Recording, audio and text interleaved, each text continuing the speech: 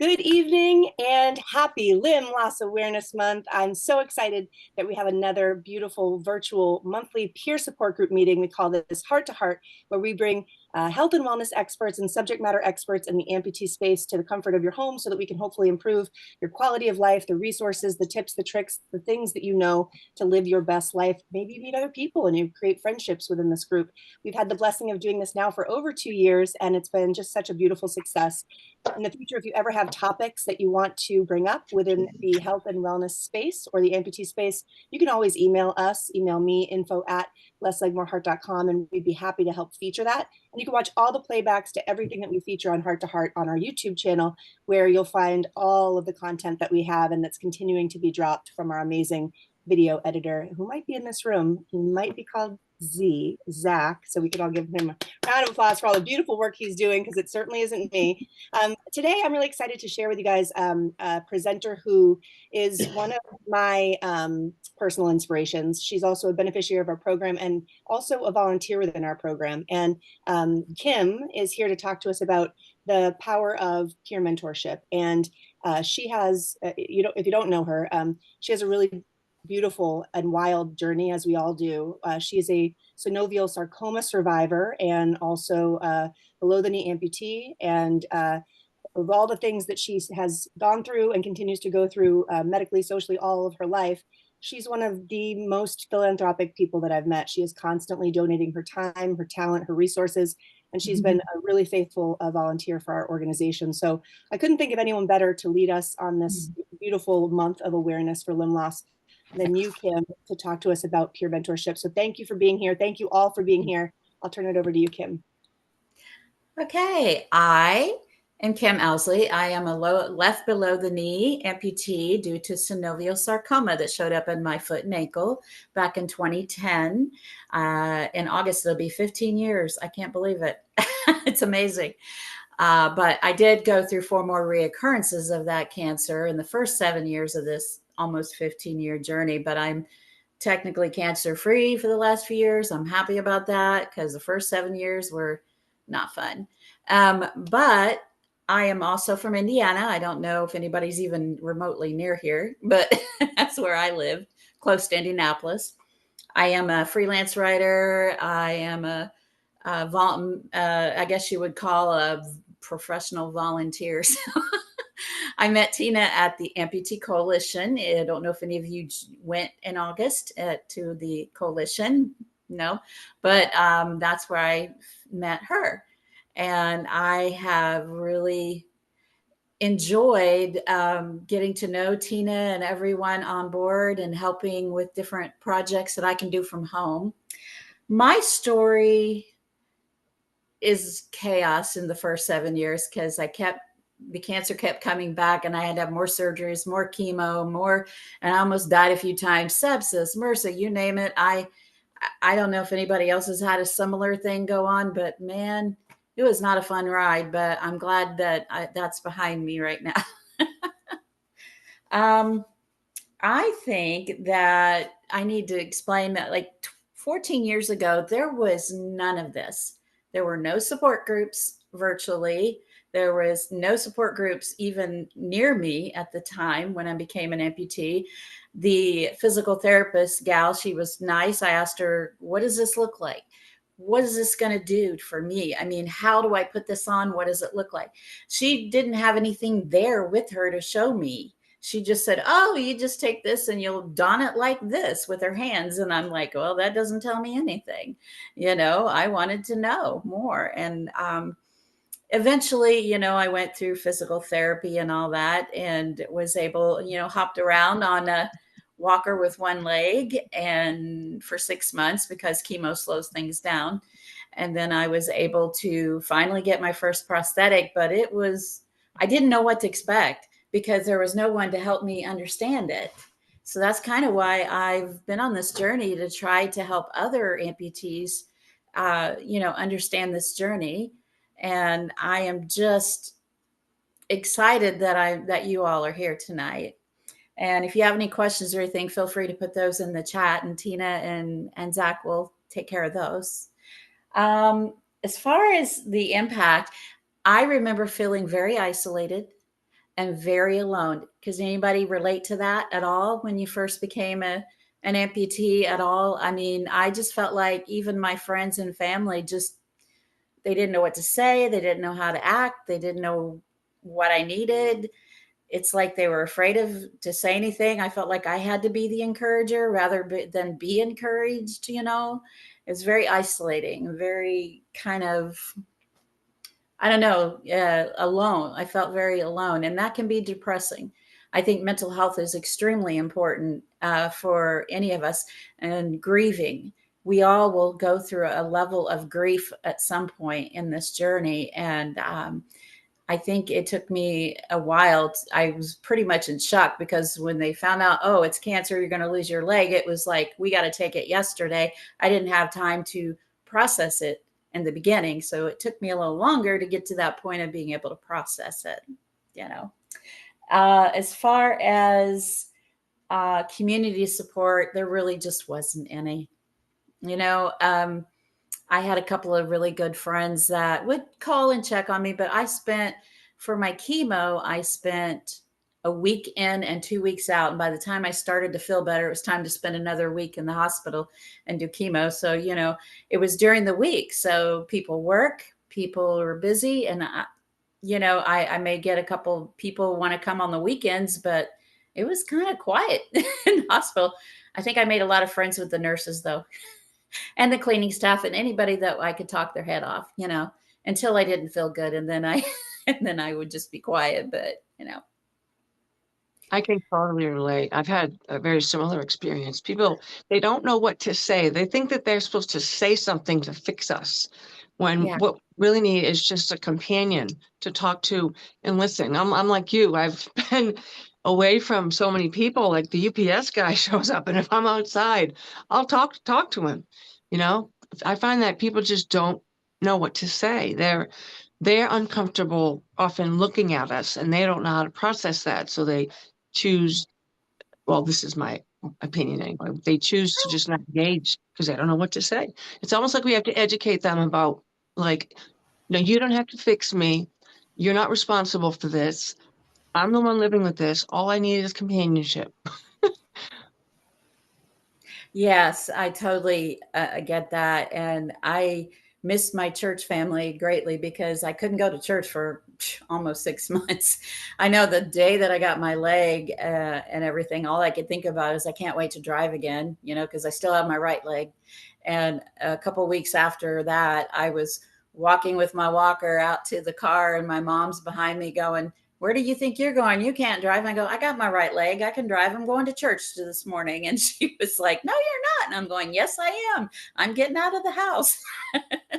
So it was really a blessing to be able to start driving again. Although once I got somewhere, I'm like, now what do I do? Because it took me a while to, get through that process. So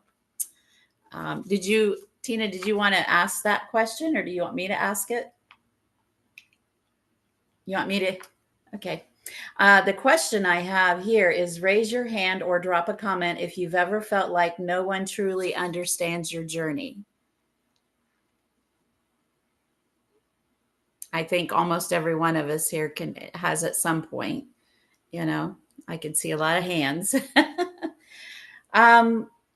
I'm going to move on to the science and emotional power of peer support. Now, how many of you are in more than one group right now that you virtually online participate in? Or is it just this one? I know I come to this one, but I have a few others that I go to too.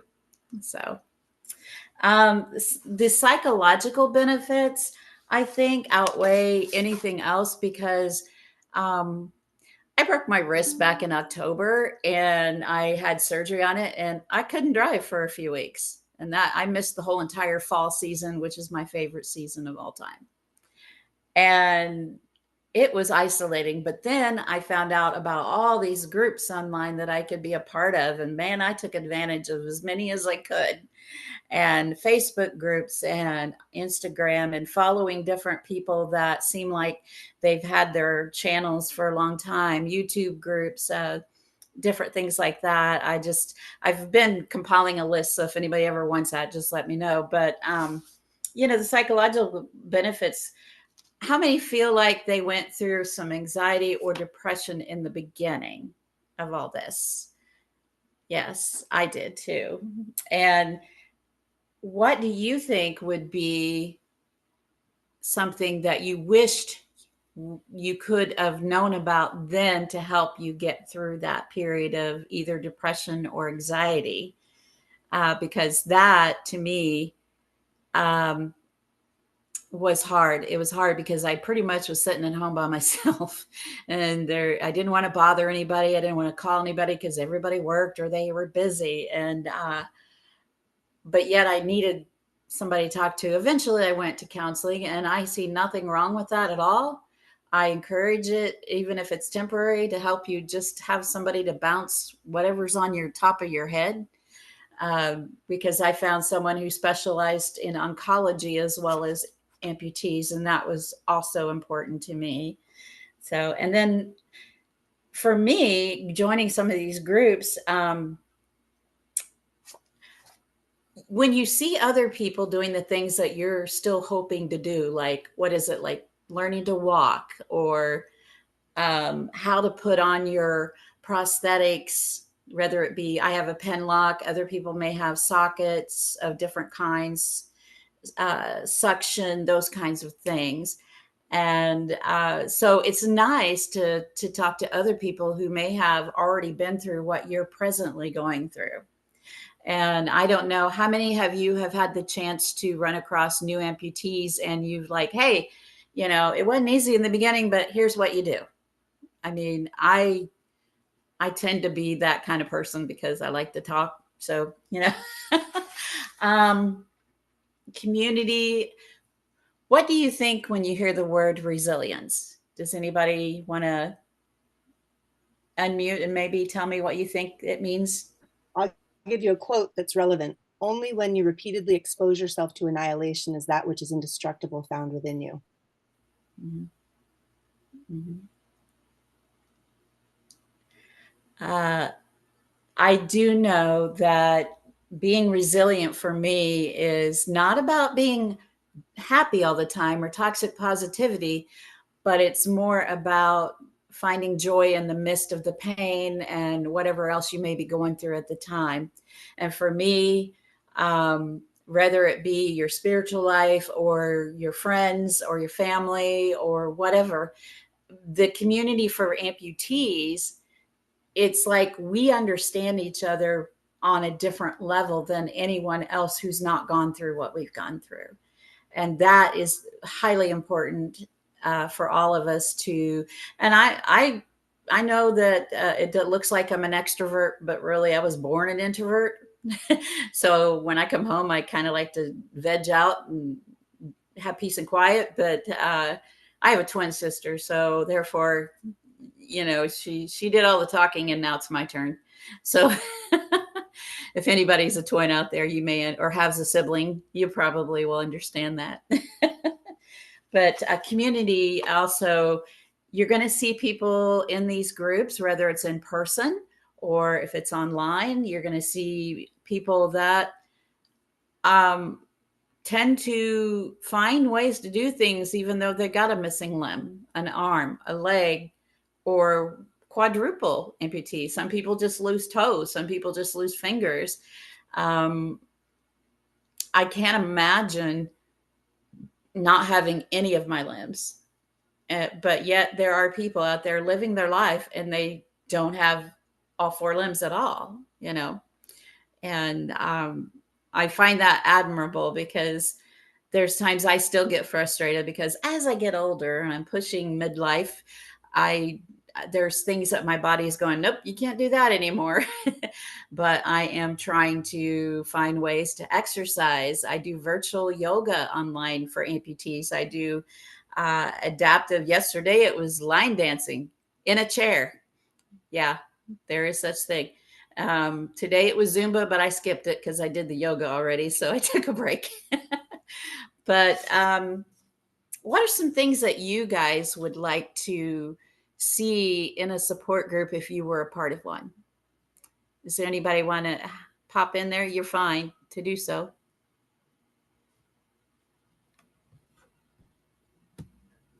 I will share while people are waiting, and you guys can just jump in. The reason that this support group was started was because we wanted people to adopt a mindset of can do. And we wanted a space where we could let folks visit the pity cabin, but be pretty sure not to endorse staying there. You know, there are some support groups, I don't know if you guys have visited many of them, and there can be some doomy, gloomy, very sort of negatively affirming fixed mindset beliefs and lack of growth. And that's really not what we're aiming for here.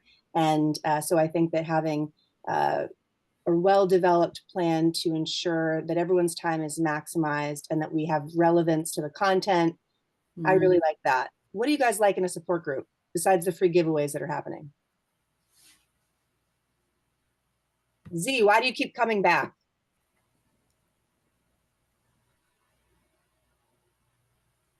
Oh, there we go.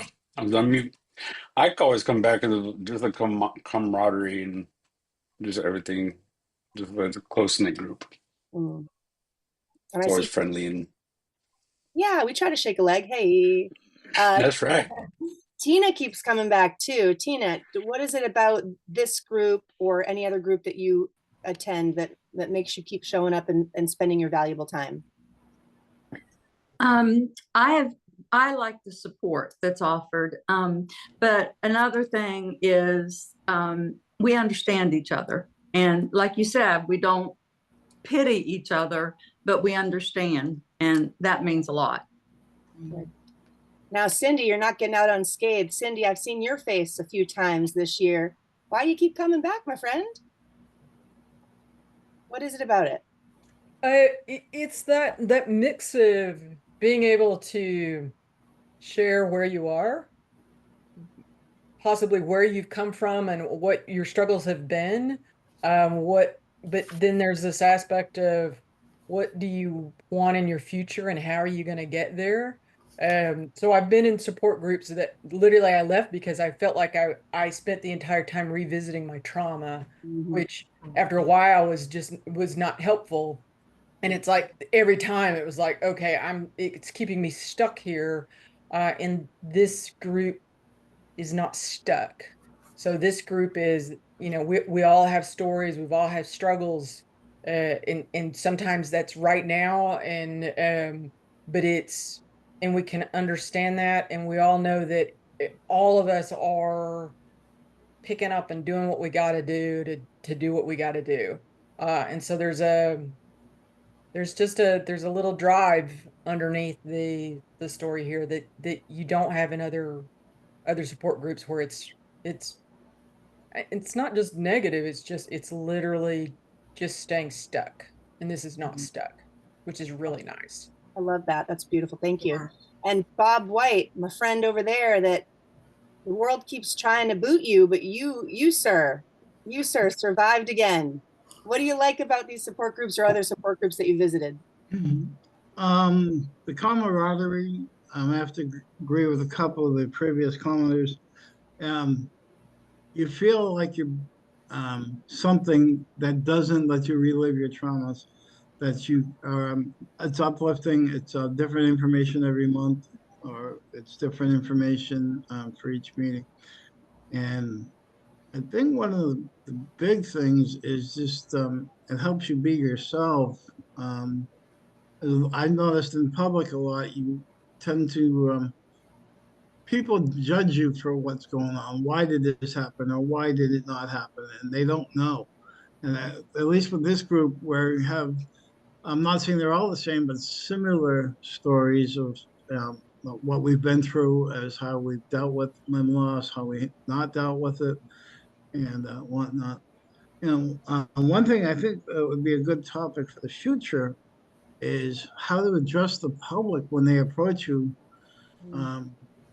I don't care what people say. I am what I am, and I'm the one living with these injuries. As you know, I'm a triple amputee, and I'm the one that lives with them. I don't care what the public thinks. I don't care what Joe Jones thinks. It's, I live with it. My family lives with it. And we've learned how to adapt with it and do things and keep going forward.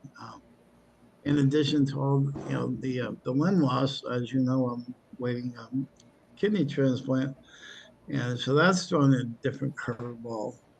And then the No, I cardiac. think that's a really good topic, Bob, is how to address the community. I'm going to add that. I think we have one spot open this year. We're actually booked up for the rest of the year, but I'm going to add that one as our next topic. Thank you for that suggestion. And I actually have a good friend of mine that's what he does is he speaks with people.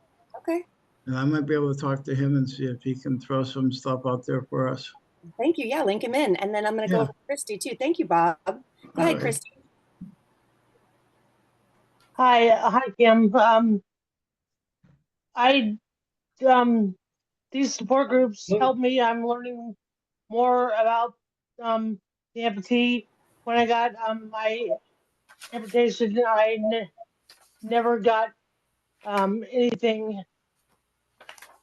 I never knew anything about it until I got the leg. Pretty much, it scared me the first time I saw my limb in the hospital. I'm still learning, and it's hard. And I love these support groups. It's like family and family and friends.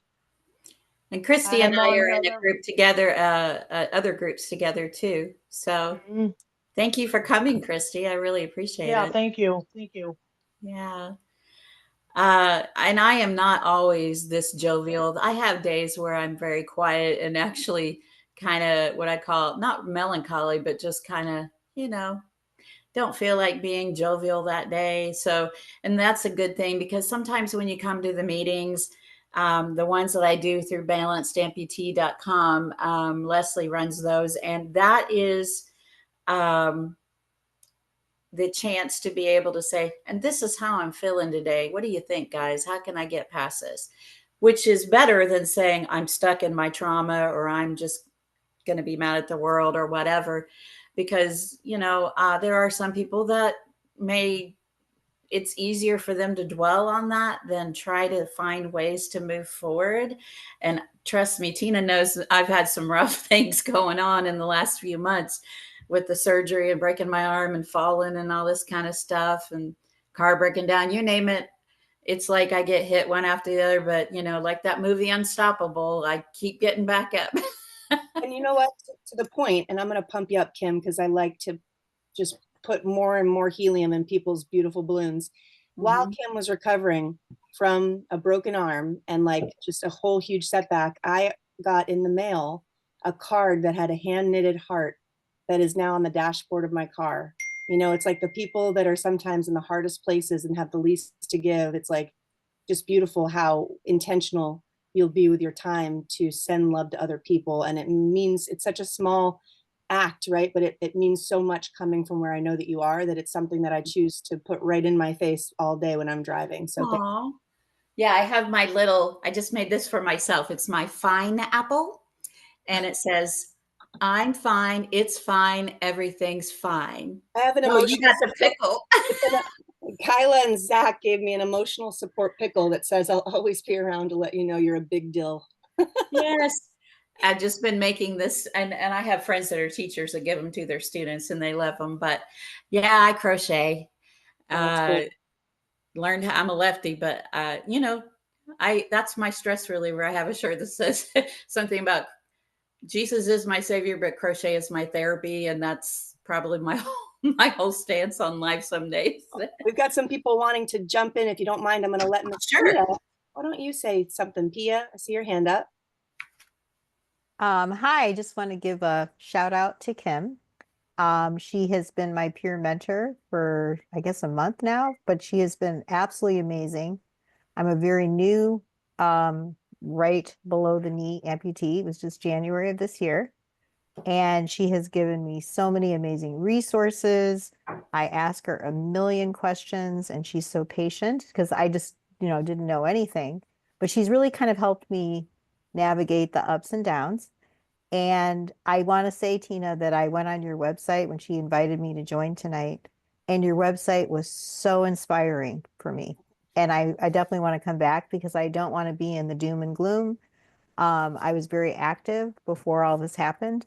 So I want to get back to that. So it's inspiring to hear from people who are playing tennis and skiing and horseback riding and doing all kinds of things. So yes, I'm so glad you're here. And you're right, Kim is just a treasure. And it's, everybody has a different journey and not everybody can always get back to all the things or in the same way. But, as I have a vascular condition in my legs, and just to give you optimism, I didn't think, I'm a single mom, that I could have a child, teach him to ride a bike or God forbid, do anything outdoors with him. And I have since taught him how to ride a bike from a scooter holding his back. I've taken him skiing and actually physically tethered him to me. I couldn't do it long or do it many times. wow, that is great. And just seeing your journey too with Yeah. CrossFit Well, and how you were the champion even with your thing. So that was very inspiring. You take the little wins. And I think that all of us can achieve way more than we, or especially our medical teams, have sort of set us out to feel like we're going to achieve. And all of that comes from just a no quit attitude. So Yeah. you're in the right place if that's Yeah. what you're looking to do. Yeah, that's what I really hope to get back to doing, Awesome. the activities I used to do. But Kim has been a godsend for me. So thank you, Welcome, Kim. welcome, and keep coming back. And I'm going to go over to Christina now too. Hi, I'm an LBK amputee, 2.5 years. I've learned from a lot of these groups that our mind is ultimately the most powerful healing tool. I'm going to definitely second everything that Tina just said. And often it's really important to have a team of caregivers. I particularly have struggled with compression wounds and friction injuries. And all my prosthesis says is, well, don't wear your leg until it heals. I found a wounds care specialist. So I go there, and there's things that you can do as long as it's not, a big wound, that you can stay active. And there's a lot of, issues that we struggle with that, maybe our care team doesn't know about. So I find the group so helpful for that. And the other thing is, like what Tina said, we can learn to do whatever we set our mind to.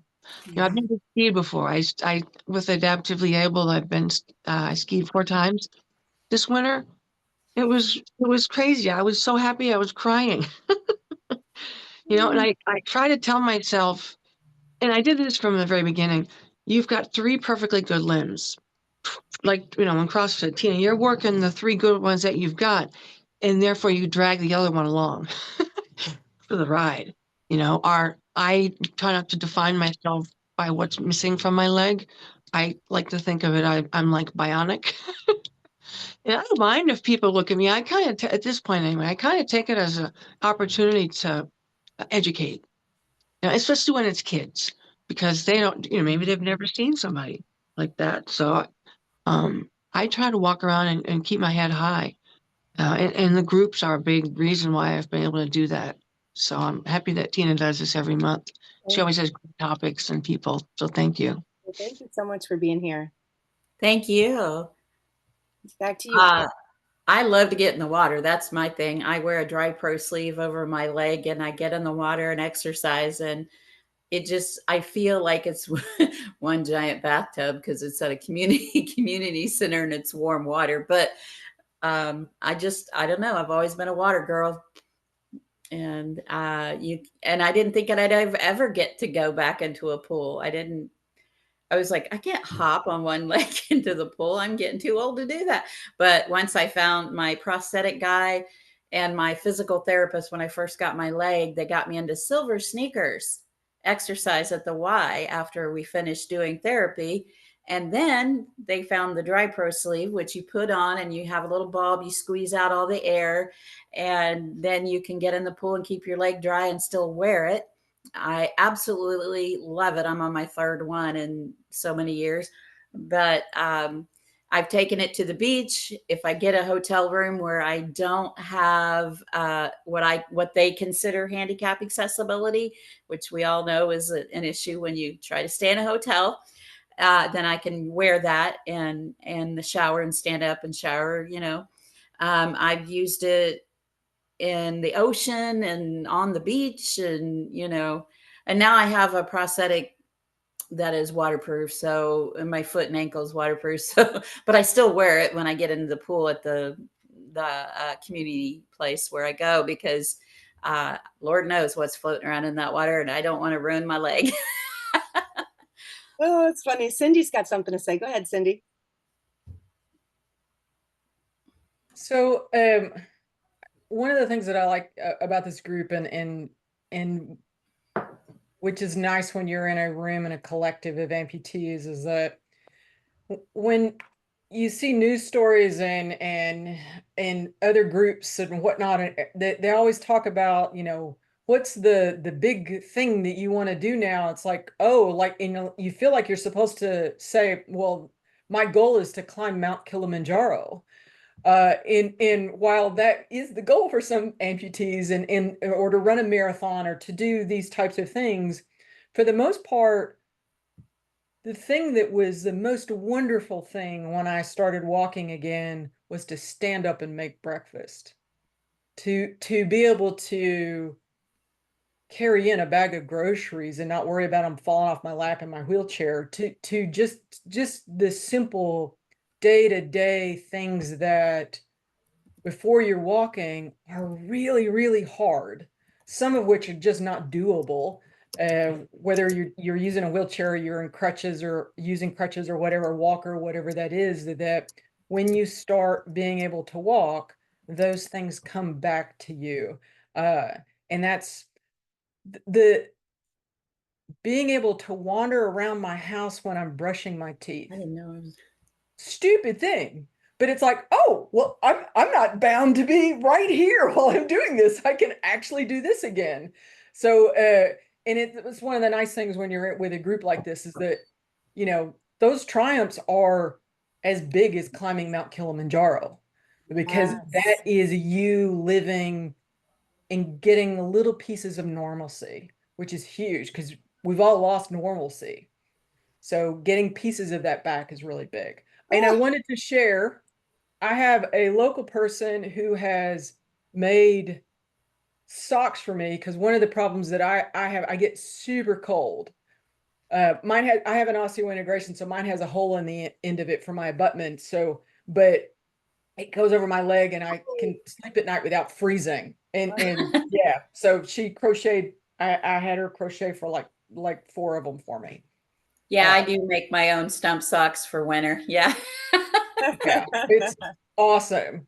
So that's a really good idea. And also, I really want to just highlight the importance of that comment, Cindy. Thank you so much, because I remember how I was not walking for 18 months 8 years ago when I lost my leg, and all I wanted to do, I'm a coffee girl, and in the morning go down and get my coffee, and I would sit over and I'd watch the news or I'd read the paper.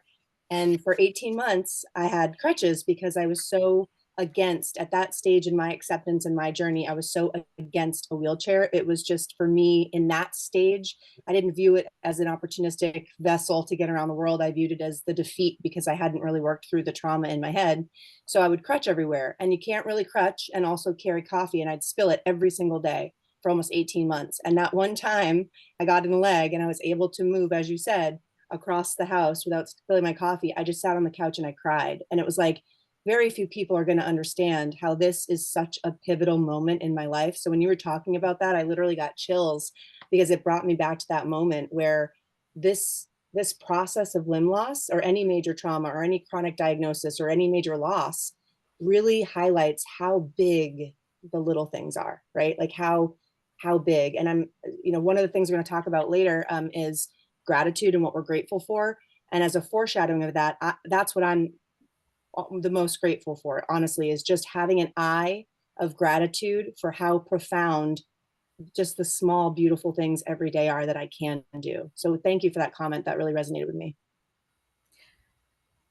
I just remember thinking, before I got my prosthetic leg, my mom used to take my socks, and you know how when in the 70s, this is the way everybody did their socks. It seemed like they'd roll the ankles together so the socks wouldn't come apart. And I was like, Mom, please stop. I only need one sock.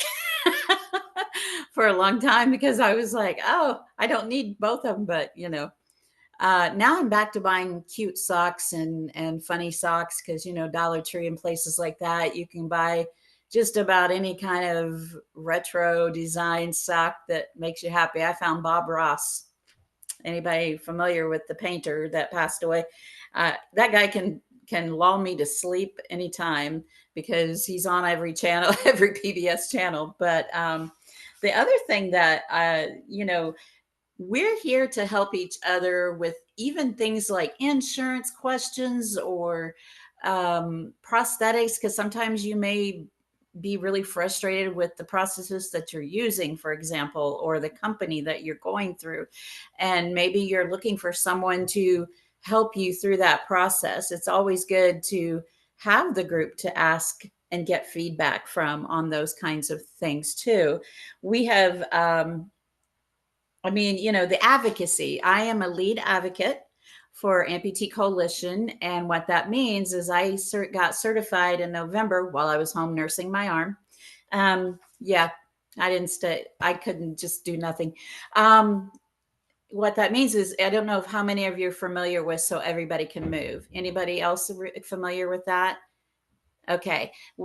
If you go to soeverybodycanmove.org, it will tell you that in all 50 states, we're trying to get advocacy to go on to require insurance to help you get prosthetics and not deny you of having a better quality of life. Nobody wants to be stuck in a wheelchair if they really do want to get up and walk, or, you know, or if they need certain types of aids to help them, you know, as an amputee or a disabled person. So you can learn more about that law. And I'm here in Indiana, so I'm in a small group of both prosthetists and amputees, and we're trying to, you know, get that. The bill has not made it to the House a couple of times, but we're hoping now that we are getting more people interested that we can do that. I mean, it takes people that know how to speak, but also how to do IT stuff or graphic design or whatever, you know,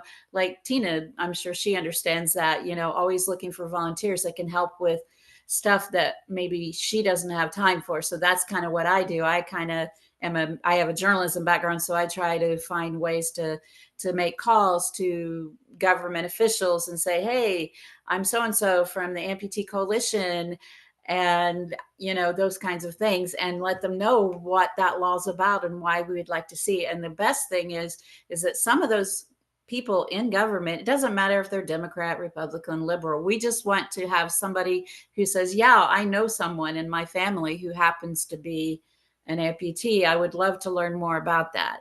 And then, you know, I can go down to the state capitol, hopefully with other amputees, and we can all share our stories and that kind of thing, because no one should be denied by insurance.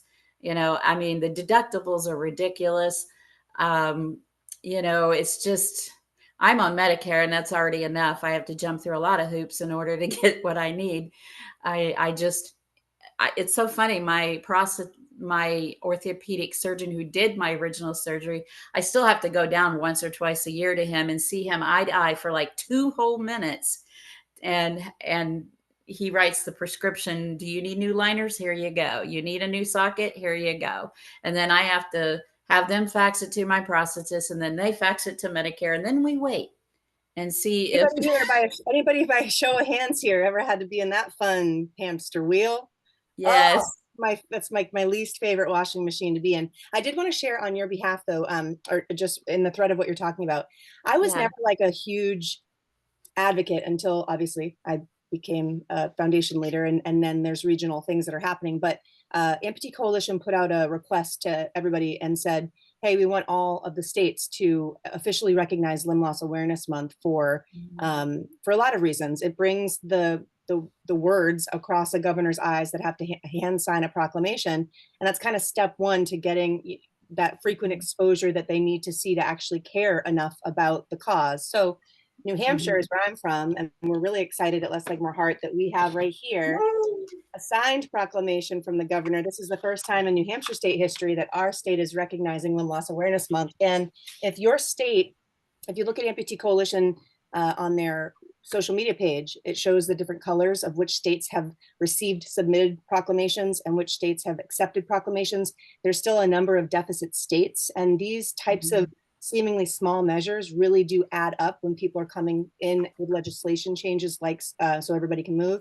So if you guys are in a state that's not yet submitted a proclamation, I literally typed it up with ChatGPT. And if your state's not covered, send me a personal email, christina.hurley@lesslikemoreheart.com. I can send you the proclamation that you just send right over to them. and then hopefully they just sign it. So I just wanted to mention that piece that is an actionable for people if you're looking to make a little difference. Mhm. Yes, and I encourage everybody to go to soeverybodycanmove.org, and you can watch the videos. There are also videos on YouTube that they posted. And just yesterday, there was an hour-long thing about, so what is Everybody Can Move? And Nicole was on there explaining it. Kyle was on there explaining it. Some of the people that are involved and have been for quite a long time. I just started getting involved in November. So you know, I would like to see more people from my area, of course, getting involved, because I know what it feels like to be told, no, you can't have that nice ankle and foot that's going to help you walk a lot better. Because I have a local state park. I really love to hike. I like to walk. And, you know, I really wanted something that was going to get me through the rugged part of the walk. And they were just not going to have it. But luckily, I'm just thankful. I've been with my prosthetist for almost 15 years. And I have never wanted to trade because he is willing to learn and willing to listen. And he's even gone to the orthopedic surgeon with me, and the doctor explained to him, okay, so she's having pain here. So let's move the indentation up below her knees so that she doesn't have that shin pain constantly. This is when I was fairly new as an amputee. So I'm just thankful that I have someone that is willing. I told him, it's like, if you're going to retire, you better warn me like a whole 2 years in advance, because, you know. But you know what, to that point too, and Cindy just dropped it in the chat, and it's like you and me are on wavelengths today, Cindy. The K-level classifications, right? It's like, you are a new amputee. None of us, Dr. Hugh Hare, but like very few of us, if any of us, have backgrounds in mechanical engineering, right? By show of hands, who's a mechanical engineer here? All right, just one. You're now a lifetime consumer of like a significant piece of technology that has thousands of different options, that has also hoops to jump through insurance, and also designations on what insurance is going to provide. And you're not writing that information. Someone else is writing it on your behalf. So unless you are requesting your medical records, unless you're questioning, what is this foot you're giving me? Why are you giving me this foot? Why did you choose this foot over a different foot? What K level do you have me at? You don't even know that you don't know this stuff when you're getting in the process and you're moving along your journey. And sometimes ignorance is bliss, but when you have setbacks or you're not meeting the goals that you want to for your life, and you find out a year or two later that it was because maybe people weren't doing the greatest job that they could have done, and maybe there were things that you needed to know that would have saved that time in your life that you're never going to get back, it becomes a much bigger deal. So yeah, K-level classifications, you can find the Center for Medicaid and Medicare actually has a specific outline of all the K levels and what the functional requirements are. And if you are a K2 or a K3, I would look at that list, and I would look in those functional columns and check which ones maybe you have that weren't documented, so that you can get better technology to move better and more freely. These are types of things that advocates and people that have sort of done it before can help walk you through to save you some despair. Kim, I'm going to wrap up a little bit on the peer mentorship here in a minute. I'll let you conclude your thoughts, and then we'll move to the next part of the. I was just going to say really quick that I found out with Medicare that it's not just the K levels. They go by your BMI, your weight, how active were you before you became an amputee, which is not fair. It really is not. Because it's also not, it's also archaic, because I'm a gymnast and they've always told me I'm obese because my body mass is heavy. So it's like I've we're even using lost antiquated weight. standards. Yeah. So yeah. So we're moving on to peer networking, or are we moving on to, because I lost my place. Oh, that's all right. You go wherever your heart leads you, my friend. Okay. Well, I know that I have made quite a few friends. Like Pia and I talk a lot on WhatsApp. We text and all that. Van, I saw that you hopped on a few minutes ago. Van and I chat on Messenger a lot and do video chats. I mean, I have really enjoyed being able to talk to other amputees and learn from them, laugh with them, grow with them. And it's been a barrel of fun. I don't know about you guys, but I guess, like I said, in a sense, I'm like a volunteer. I volunteer for her. I volunteer for Amputee Coalition.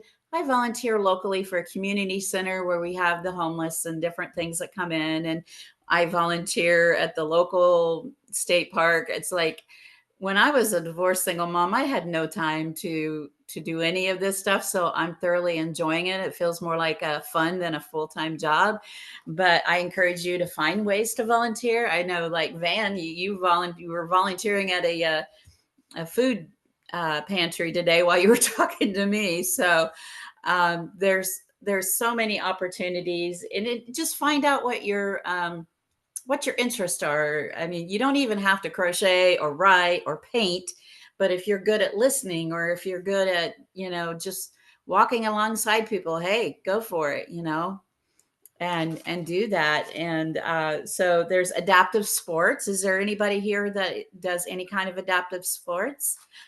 Yeah, Cindy, can you tell me what you do? I play wheelchair basketball. So That is awesome.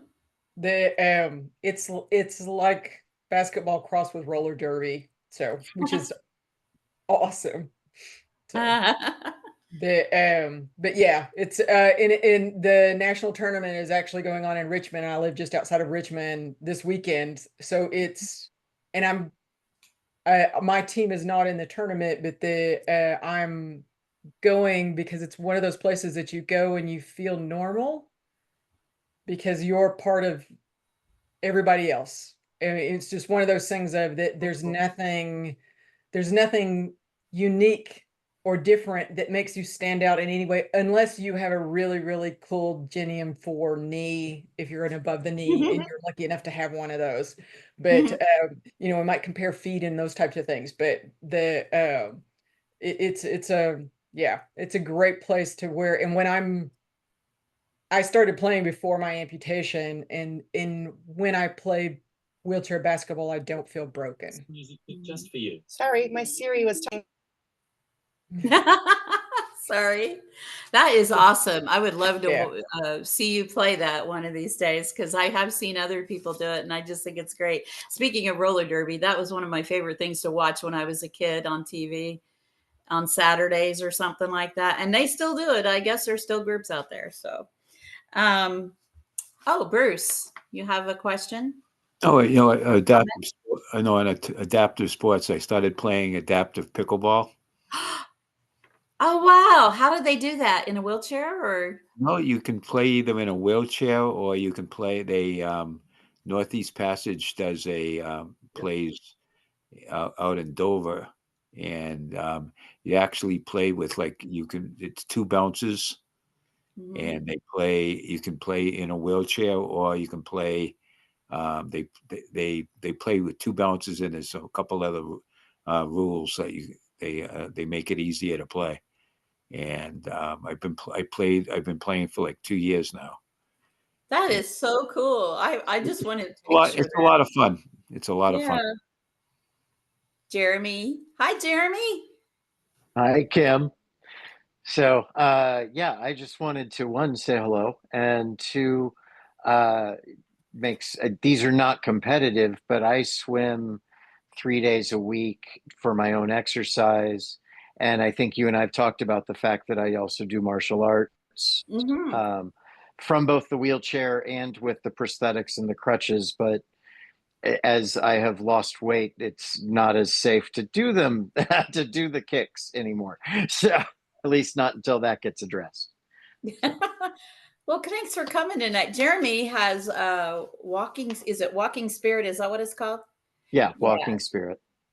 Yeah, so you have, and I joined his support group on Tuesday, the last Tuesday of the month at night, and it's here in Indiana, but anybody I'm sure can hop on and, Absolutely. It's really awesome. Can you guys Jeremy's drop done a lot of great information? things. Can you drop the information for that in the chat maybe for folks? Yeah, I can put something in there. Absolutely. I think at the Amputee Coalition, there was somebody teaching how to protect yourself, kind of thing, whether you're in a wheelchair or a walker or walking or whatever as an amputee. And I was like, I never thought about that, Yes. And that's something that I did karate when I was in my youth, and it was something that I had gotten away from, always thought I would get back to, but my career was in the way of that. And then eventually, the accident came about, and it was one of those things I told myself I would never do again. And it was looking at, and it was also one of those things I told myself was a waste of my time in my youth because of this happening. And so then found myself in moments where I would be more confident than perhaps I should be, and having to think through what I would need to do to defend myself if something took place. And Yeah. then as you know, it was actually during COVID and helping somebody remotely work on a project for school that made me start to question how I could actually get back to doing the martial arts as an amputee, that led to exploring that from the wheelchair and modifying the style. Cool. So, yeah. Hey, Van, Mr. Grennan. He's another one of my buddies. Hello, you wanna- is that a call? Is that Hi? a call on me? Is that I'm a calling call on you. on me? I'm calling on you. Okay, yes, I just wanted to ask Jeremy, good evening, everyone. Thanks, man. I just wanted to ask Jeremy which discipline of the martial arts that he practices, because I was interested in getting that myself.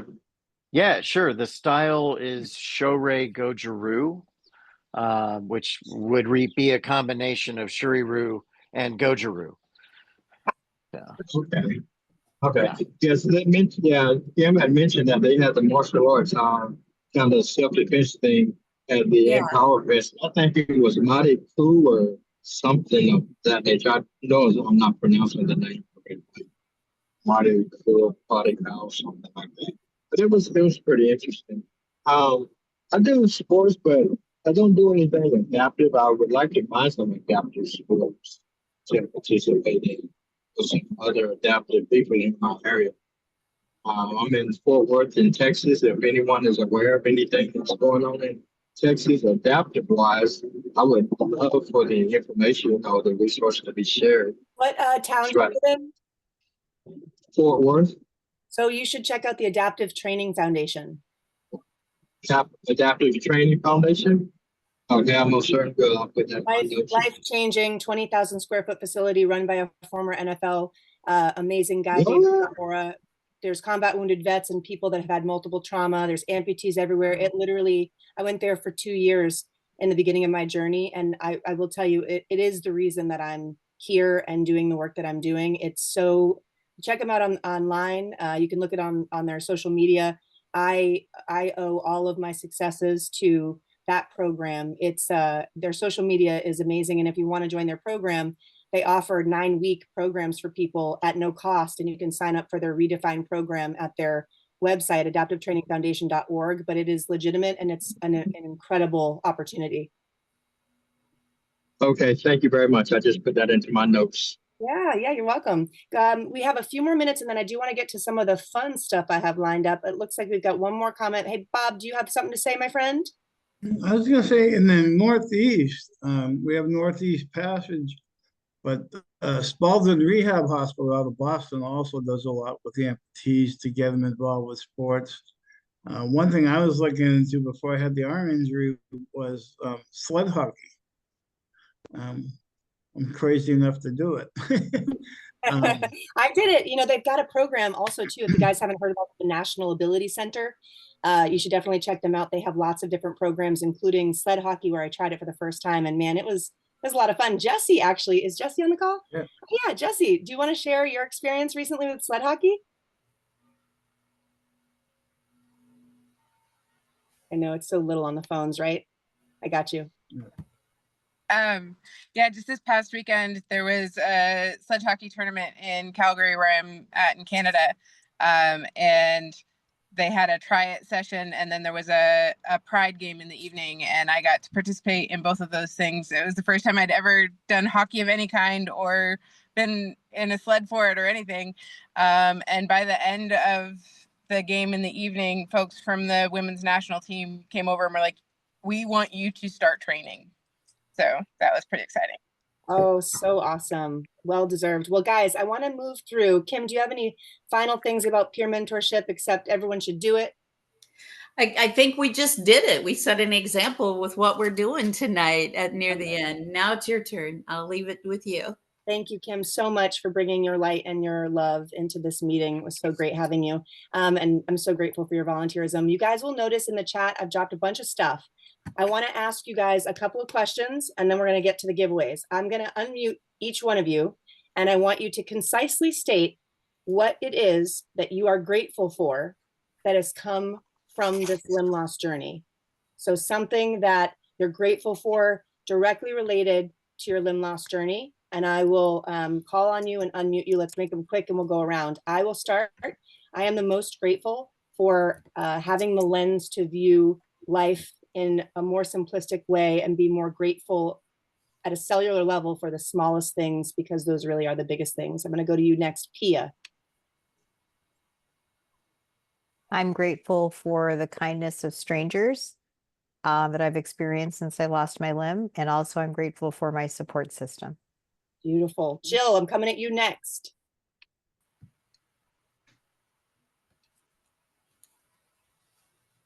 Oh, you're muted. That's why I can't hear you. Because you're muted. Everybody unmute. I'm muted. I'm really, since this happened to me, I always love life, but I'm even more grateful for life, period. Yeah, no, I get that. All right, let's go to Kim. I am grateful for the peace and joy I have in my heart from going through this journey and meeting so many wonderful people that I've become friends with. And I couldn't have done it without all of you and everyone that's in my life. Oh, so beautiful. All right, let's see. Cindy, what are you the most grateful for? There's a lot of things I'm grateful for. For me personally, I think it is being okay with whatever my pace is on that day, and finding peace with that I would never have been okay with. I can only walk this fast. I can only do this much today and then I'm done, and just being grateful for accepting that sort of cyclical changes that happens from day to day. And it's a forgiveness, it's a self-forgiveness that I don't think I had before. So beautiful. I'm going to go to Tina. I have a lot of things that I'm grateful for too, but one thing that I found, I didn't have a lot of confidence in myself before my amputation. And I am grateful that I have found my inner strength, and also for my faith. Beautiful. All right, let's go over to Miss Robin. I'm grateful because I found out that I'm able to do a lot more than I thought I could. Awesome. Jessie? I'm grateful that with my amputation sort of giving me my life back after years of CRPS, amputation took my imposter syndrome too. So I just say yes to all sorts of things now. Yes. Christina, you're up next. Yeah, I'm grateful for a lot. I think big picture for me is, and I didn't enjoy the process, but I've reassessed my entire life, what I'm doing, the relationships, how I want to spend my time. And I've reframed it in a way that brings me more joy. And I've let a lot of the BS just go. You know, it helped me kind of clear out stuff that didn't serve me anymore. And I held on to those things so tight during the process. But once you get to a certain phase of healing, I focus on what really matters now. At least I try to. Love that. Brian, can you guys unmute and share what it is you're most grateful for in this process? Actually, it's Natalie. So Natalie, hey. I am only 17 days in this process. So first, I'm grateful for my Lord and Savior. Second, I'm grateful for my husband, who's also my caregiver. And third, I'm grateful for the Adaptive Training Foundation. I live here in Texas and the colony, and I've already gone through before the 9-week process. I'm looking forward to going through another 9-week process once I get my prosthetic. So I am grateful for being here and grateful for that organization also, as well as you mentioned before. Oh, well, welcome. And as an ATF alumni, I get it. I get it. It's so good. I never would have Awesome. I moved my whole life from New England just because the soul magnet thing was happening. And I'm just so grateful I said yes to that. So just enjoy every moment. It's like a glory days deal that you look back on now. I look back on it 6, 7 years later, and I just think like, man, those were some of the best times. So just enjoy. And that's Neff Mendoza. Good friends with him. He's the one that got me with this organization, and also the ATF alumni posted this on their site. So that's how I heard about this support group. Awesome. Well, keep coming back. It's so great to have you. And then speaking of Neff, can you come off of mute, my friend? Do you have kids clinging from you or what? Yeah, basically. What are you grateful for, my friend? I'm gonna say keep it simple because my voice is pretty shitty. Family and friends, just because my family's been there from the start, and my friends, like my support group, the adaptive community has been there. So whatever crazy things I want to do, they're there for me. Yeah, we love our friends that enable our crazy. I love it. Yeah. Can we go next to Jeremy? There we go. Sorry. Yeah, you got me as I was running the sink. So I am grateful for what it has taught me about different cultures through acquiring the culture of being a person with a disability.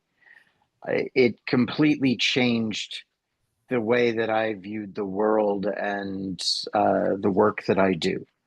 And in some ways, I am absolutely happier now than I was 20 years ago. So beautiful. Bruce, what do you got? What are you grateful for, my friend? It changed my complete view of life and some of the experiences that I would have never had if I didn't lose my leg.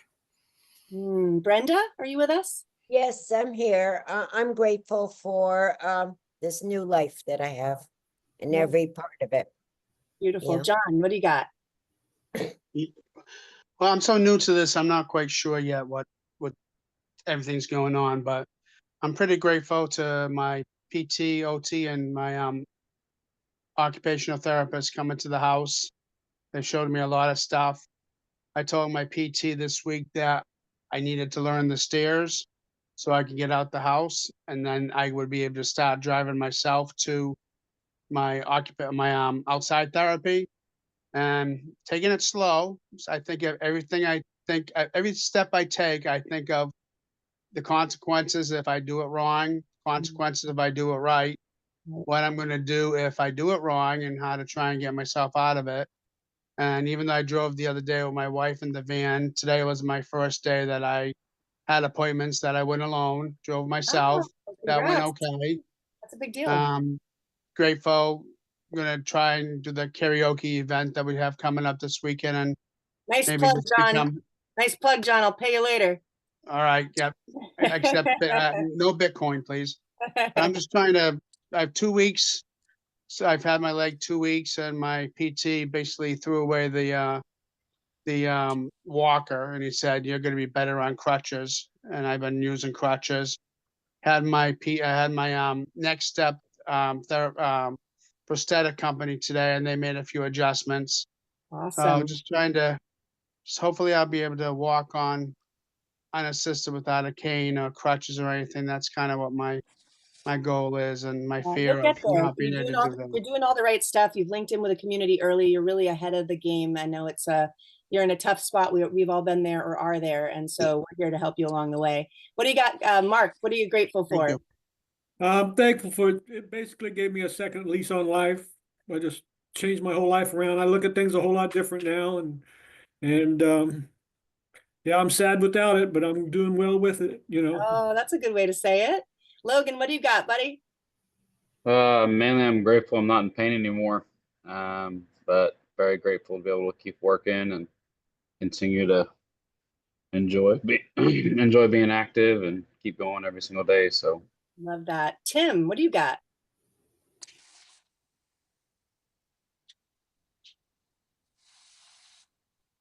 That old mute button, huh? It's just You that muted old. me. You muted me. Sorry. Just grateful to be alive and still be able to help out people like us. Prior to my amputation, was helping people out like us.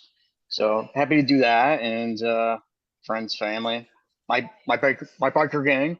You know, they definitely have my back through all of this, and to continue to help out. And that's my plan. Yay. All right, got two more. Mike, what are you grateful for? Oh, there I go. I think I'm on. Yeah. Yeah, it's gonna sound kind of funny, but the most thing I'm grateful for, besides everybody that's helped me, is my grandfather. And my grandfather instilled 4 words into me a long, long time ago. And those 4 words were think, adapt, improvise, and overcome. And so no matter what happens, no matter how bad I think things are getting, I find myself going back to at least one of those words and pulling myself back up and getting going again. Love that. And then I think our last one, Christy, I don't think that you've gone. What are you grateful for, Christy? Being alive, friends, the support. I'm still working with balance and walking. April 1st is got rid of the walker. I'm walking with 2 canes. I'm shaky, but I'm moving forward. Oh, I love that. Did I miss anybody? All right. I'm so grateful that you guys shared your gratitude. Those are going to be beautiful things to share. I did want to share with you that there are some asks in the chat, and for people that are watching this on the playback, in honor of Limb Loss Awareness Month, we're trying to reach more people so that we can help more amputees. We have an army of almost 50 volunteers. So if you guys are not already following and subscribed to our YouTube channel, please do that. The replays of these meetings and a lot of other videos get posted there. Check out our merch shop on our website if you guys are interested in getting swag. And then also, I want you to make sure that you direct amputees to us that may need help. If you know amputees in the community that need to connect, that want to join in our programs of assistance, they would just go to the contact section, amputee in need form, fill it out and send it our way, and then we'll take over from there. We also have a many volunteering opportunities that are remote, that are flexible, that are on the business side, the amputee side. There's actually several volunteers here. I'll actually share with you just because I love them so much. Kim is our lead donor stewardship volunteer. Jill is everything. You are everything. Jill runs our gala every year. Jill's running the karaoke event. Jill helps me with all things in the organization. Zach, the one, the only video man, videographer, photographer, creative. We make songs. He was the original bass guitarist in the Fray, the band The Fray, guys. That person here in this chat. What? Amazing human. And then we have someone else in here, right? Who else is here? I think I missed one. Did I miss a volunteer? Maybe not, but there's a lot of beneficiaries of the program too. So anyway, if you're not a beneficiary, submit your information because we can help you and give you a whole bunch of stuff. And in the honor of giving, I wanted to highlight the best gratitude, the one that resonated the most with me to give something to. And I really wanted to give it to you, Mike, because the power of passing tools forward that can be with wisdom is one of the best tools for me, is so relevant in my life right now, having a 4-year-old and trying to teach him how this disability is a superpower and how being able to be adaptable is something that is one of the most valuable skills he'll ever have. So that thing that your grandfather said to you, it really resonates with me, and we'll be sending you a $60 CBD salve for any aches and pains that you may have. And then for the best tip or trick, I was really excited when Kim was mentioning the sleeve that everyone is now asking about in the chat. So thank you for imparting that knowledge. Kim will be sending you some new Less Leg More Heart swag to rock. And then the big one, it's Limb Loss Awareness Month. We're trying to raise money. We have 20 amputees that need running blades, and we have a lot of people that we want to help. So we're simply asking if you're interested and comfortable. There is a link that I will drop. I'm dropping it now. Zach will drop it now. It's going to our Limb Loss, Limb Difference Awareness Month fundraising page. And if you guys are able to share that on social media, on Facebook, across Instagram, in emails, in text messages, anything that you do and anything that you share is directly going towards our benefiting of amputees. So the The link has just been dropped in the chat. It's for people watching the playback, lesslegmoreheart.com/LLLDAM for Limb Lost Limb Difference Awareness Month. We'll give you guys a second to copy and paste that outside the chat, because when we close this meeting, that link does go away. I'm so happy that you guys spent the day with us, and I'm so grateful that you guys are showing up, supporting each other, sharing your information. I saw a connection in the chat today where someone reached out and said that they were scared about something, and 2 or 3 people jumped on and sent phone numbers and like they're going to be connecting tomorrow. That's just such a beautiful thing. So just such an honor to see you all and to spend time with you all. Does anybody have anything that they need to say before we go? Because I know we're over time, but is there anyone that has like a significant need or question that wasn't addressed today, that if they leave today not having answered, their time will not have been well spent? I just want to make sure nobody is in desperate need of something. Everybody good? Okay, awesome. Well, I want everyone to do me a favor. Turn your cameras on, turn the corners of your face up, throw your fingers in a heart. I'm an old lady, so I do it this way, but some of the kids do it like this or something now. Anyway, let's get some hearts up for Limb Loss Awareness Month. If everybody, even you, Bruce, let me see your heart, get it up in the camera. Zach's gonna take a screenshot, make sure it doesn't block your face. And give us a countdown, Z. 3, 2, 1, smile. Awesome. Encourage your friends to sign up for this meeting. We hope to see you next month. Next month's meeting, mark your calendar. It's the 8th of May. It's on a Thursday. It's the same time, 6 p.m. You will all automatically get emails about the reminders. It's a good one because it's all about accessible travel, and it's going to be hosted by the director of Wheel the World, that actually has a adaptable, an accessible travel group. Like they offer actual full, like 100% guarantees on anything that's booked. So we're going to learn a lot about accessible travel next month. Until then, lead with your best foot forward, friends. Have a good night. Thank you. Thank you. See you guys later.